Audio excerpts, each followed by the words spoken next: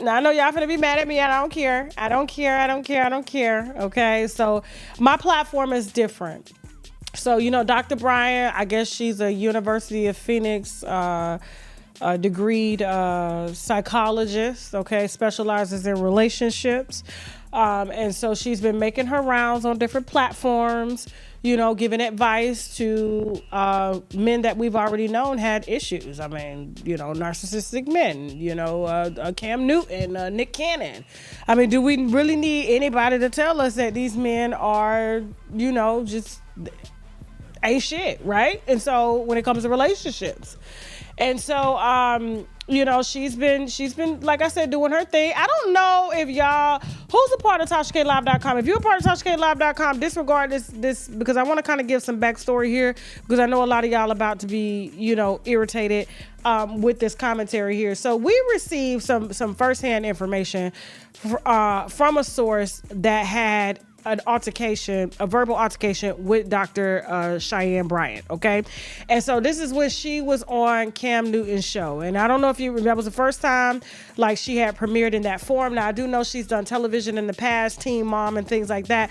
But for her to, she's been out here, she's been trying to rebuild her brand, she's been trying to reestablish herself, she's been trying to be seen in a certain light, and so she needed a platform and a subject matter in order to get into that space because the red pill, blue pill space, everybody's been seeing it, the relationship space, the Kevin Samuel space, the Kendra G space, all of that is booming right now. And so this is where the money is, especially in this particular category. And so she is now branding herself as that. So she's gone from, counseling teenagers and being on different reality shows to now specifically talking about things that people are interested in, which is, am I going to be able to find a husband? What's wrong with the men out here? Black women still can't find a man, all this and that there. And so it's a great lane to get in, especially if you're trying to make some money, you're trying to really stick out, you're beautiful, you're marketable, because you have to be beautiful in order to sit on these platforms with these supposed high profile men. Okay, that's what y'all call them, high profile men. And really spit advice and drag them at the same time. And so she did that on Cam's show. Now with Cam Newton's show, he was doing her girlfriend a favor. So Cam Newton was best friends with Dr. Cheyenne Bryant's girlfriend. And so, like I said, Cheyenne's been trying to get into this relationship space and it hasn't been clicking. So she needed the perfect subject matter. So her girlfriend, and I'm talking about her girlfriend, yes, ended up getting her the gig. Cam booked her based off of his relationship with her girlfriend, okay? And did not expect for Dr. Cheyenne, after he gave her the platform, to turn around and try to diss him on his own platform, okay? And so that happened. And so she put all Cam business out there and everything. He was like, whoa. So that's why there's long-standing beef. And Cam and his friend, which is her ex-girlfriend, are no longer friends. The whole bunch just broke up. So the girlfriend's no longer with Dr. Cheyenne. You know what I'm saying? Because she was like, what the hell are you doing? Like, you're ruining my relationship that I have. This is a business relationship. But she literally just stepped on everybody's back and just made her presence known and was like, I'm here. Deal with it. If I got to lose some pussy, the hell with it. I get more. There's a lot out here to get. Okay? And so, she's been out here pissing, a lot of people off. And Cam specifically took it personal because he was like, you wouldn't even have this platform. You wouldn't be on the Breakfast Club. You wouldn't be doing all of this if it wasn't for me. And then Nick Cannon, of course, because he's just bleeding for validation. I could have told you, that's where narcissists need attention. They need validation. They need security. They need to be praised all the time. You know what I'm saying? So that's something you got to deal with. That's your insecurity. And like I said, I love Nick as a person, but like everybody's got flaws. You know what I'm saying? And so when you're constantly in need of attention, more attention than you give your children, that is a personal problem. I don't think you need a Dr. Cheyenne to tell you that, and she's telling you that from a place of because University of Phoenix don't give you that type of experience. It's only giving her credibility and notoriety because she's able to sit down with these high profile men and seem as if she's out here trying to save women, but she's really trying to save women from men so that women will now come to the other side. And I know, like I said, y'all finna drag me, but there is a lot of imposters out here that are walking amongst you that are pretending that they sympathize with you, but they are preaching rhetoric that is only personal to them based off of their own experiences because men have done them wrong. She's beautiful, she's smart, she doesn't have a man, yet she's always doing these videos like this talking about this invisible man, but it's not. It's, what do you call the men in your community, Jasmine? Studs? Okay, go ahead, Dr. Cheyenne. Go ahead, get the line, girl. Get the line. What are some questions that you feel are important to ask on a first date when you're like, okay, this is going a good direction? This is such an unpopular opinion, but when I say it, all the women tend to go, yes, sis, I feel the same way, but he said I was insecure. I always ask, how do you feel about your woman having your password to your phone or to your laptop and having full access? That's the first thing I want to know. Because again, being loved like this means we're orbiting. Means I have access. And I'm not allowing you to access my body if I can't access your shit. I'm not doing it. Pause. And so the thing about it is, like, that was good. Oh, I'm not allowing you to access my body if I can't access your shit.